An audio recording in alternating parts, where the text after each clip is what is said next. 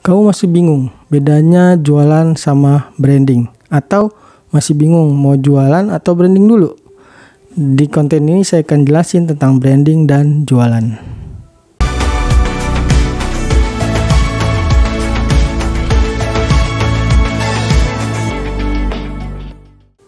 Halo, Haryo di sini ketemu lagi sama saya.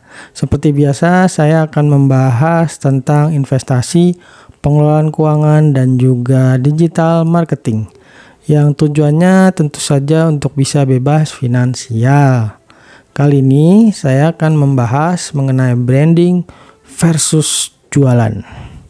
Kebanyakan orang, terutama yang baru memulai bisnis, mereka itu fokusnya jualan dulu dan bukan branding.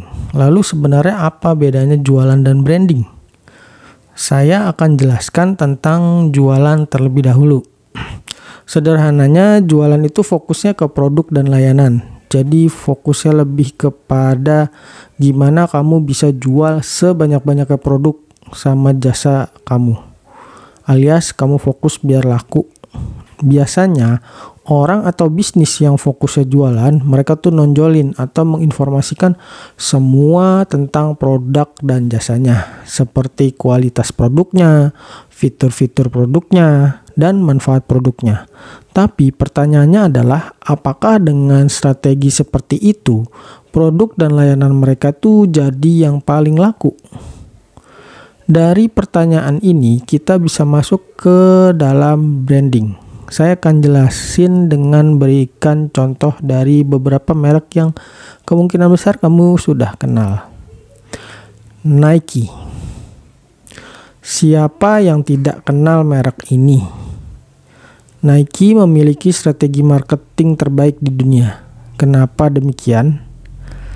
Nike itu ketika melakukan iklan, mereka tuh jarang banget ngomongin produknya. Mereka juga nggak pernah bicara kenapa produk mereka tuh lebih baik dari pesaingnya. Dalam promosinya, Nike tuh selalu bicarain nilainya. Mereka tuh jarang banget nggak mengatakan kalau produk mereka itu adalah yang paling bagus, paling awet, paling kuat, sepatu mereka juga paling empuk, dan sebagainya. Dan yang paling orang ingat dari Nike justru slogannya yang terkenal itu, Just Do It. Serta tentu saja nilai-nilai positif lainnya seperti semangat, pantang menyerah tanpa perlu memberitahukan keunggulan mereka. Selain itu, Nike juga selalu menggunakan atlet-atlet berprestasi.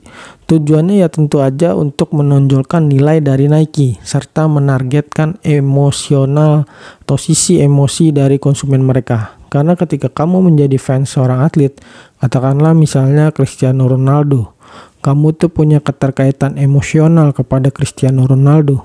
Jika enggak, ya kamu enggak mungkin lah jadi fansnya. Apa yang dilakukan Nike ini yang lebih menargetkan sisi emosi daripada rasional merupakan strategi Nike untuk membesarkan brandnya. Karena brand itu bukan cuma sekedar merek, logo, maupun produk dan layanan. Brand merupakan persepsi yang menempel di kepala dan hati dari konsumen.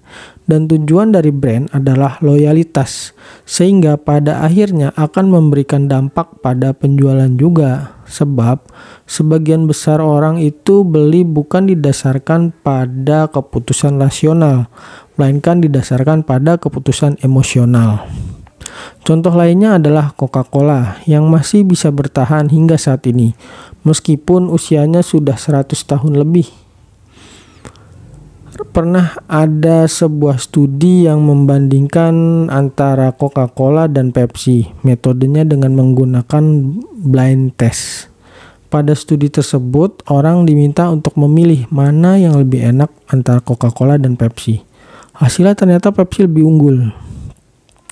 Coca-Cola pun merespon dengan mencari formula untuk mengalahkan rasa dari Pepsi. Dan akhirnya berhasil juga. Kemudian Coca-Cola mengeluarkan produk baru yang didasarkan pada formula baru tersebut. Namun apa hasilnya? Ternyata orang-orang lebih menyukai rasa Coca-Cola yang lama. Sehingga Coca-Cola pun mempertahankan rasanya yang lama. Dan bertahan hingga sekarang. Meskipun mungkin dari segi rasa Pepsi itu lebih unggul. Kenapa sih bisa jadi kayak gitu? Karena Coca-Cola memiliki keterkaitan emosional dengan konsumennya. Ini juga dirasakan sebagian orang Indonesia yang menyukai mie ayam gerobakan abang-abang atau mie ayam abang-abang. Alasannya sebenarnya bukan cuma karena harganya yang murah, tapi karena ikatan emosional mereka, karena ada nostalgia ketika masih kecil atau ketika hidup susah. Strategi branding ini juga dilakukan oleh Marjan yang dalam promosinya nggak menonjolkan rasa serta keunggulan dari produk minuman lainnya. Begitu juga yang dilakukan oleh Apple.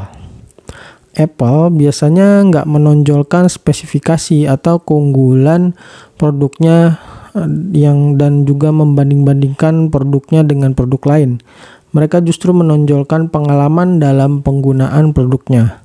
Hal ini berbeda dengan ponsel-ponsel Android yang umumnya berfokus pada spesifikasi dalam promosinya.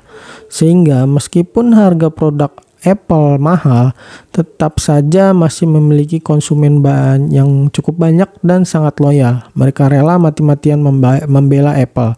Dan itulah tujuan tertinggi dari membangun brand. Lalu bagaimana dengan UMKM atau usaha kecil? Apakah harus jualan dulu atau branding dulu? Sebenarnya bisa dilakukan bersamaan, dan membangun branding itu nggak harus kok nunggu sampai bisnis kamu jadi besar dulu. Kamu bisa memulainya saat bisnis kamu justru masih dalam skala kecil. Gunakanlah kedua strategi tersebut, yaitu selling dan branding.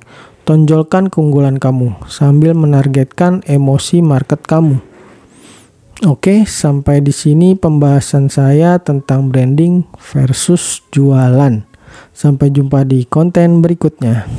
Dah.